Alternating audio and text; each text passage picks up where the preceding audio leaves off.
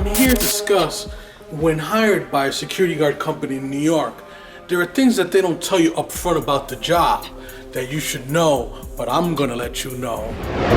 The first one is a major one. This applies to every single company that hires security guards in New York State. And something you should always remember.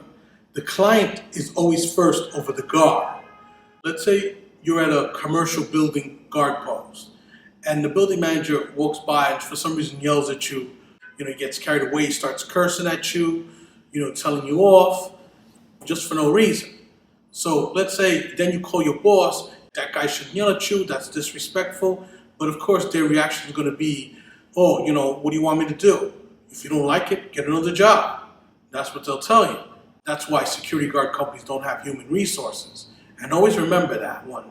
Client is first over an employee. A common one that you'll probably run into at some point in time as a security guard is, let's say it's a holiday, for example, right? We're going to use 4th of July. You do your 8 hours and you're waiting for your relief, and for some reason your relief doesn't show up, right? So what happens, you call up the company, tell them, hey, my relief isn't here. 99% of the time, they're going to tell you, we're going to try to find somebody. Even if they try calling other people, more than likely you're going to be stuck doing that shift. But that's one you should watch out for and be aware that it could happen from time to time. Keep in mind, in New York State, you're not supposed to work over 16 hours in a day. These next ones you're going to run into will vary from company to company, is that they charge you for your uniforms. The good companies normally give it to you for free, right? They don't charge you for no uniform or make you pay a uniform deposit. But there are some cookie cutter companies, they make you buy the uniform out of your first check. They dock the money. And let's say, for example, they get it at wholesale. They'll pay $25 for the pants, belt, and shirt that you get, but they'll charge you $90 for it on your check, which is kind of a ripoff. But again, these are things that the cookie cutter companies do to systematically rob the security guards that you should definitely look out for and consider. During the hiring, I'd recommend that should be one of the questions you should ask. Do you provide free uniforms, or is that docked out of the pay? And then I would suggest not work for those companies that charge for the uniforms.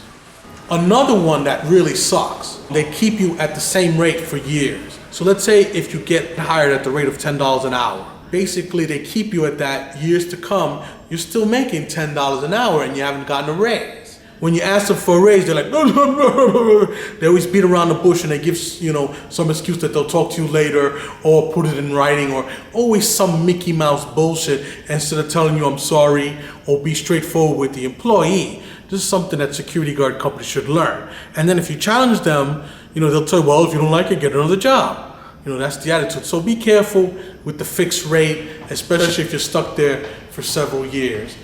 Another one you might run into, really crappy that companies do, is they do a make-believe, in my opinion, union. Basically a union that doesn't give you medical benefits or nothing, just a crappy raise once a year, and they charge you union dues. You don't get nothing out of it. The company profits off of that phony union that they make up. If it's not 32BJ, it's more than likely a fake union that the jobs are doing so they could drain any resources they can off of the guards. I hope this information was very helpful, and when it comes down to, bottom line, you have to do your research.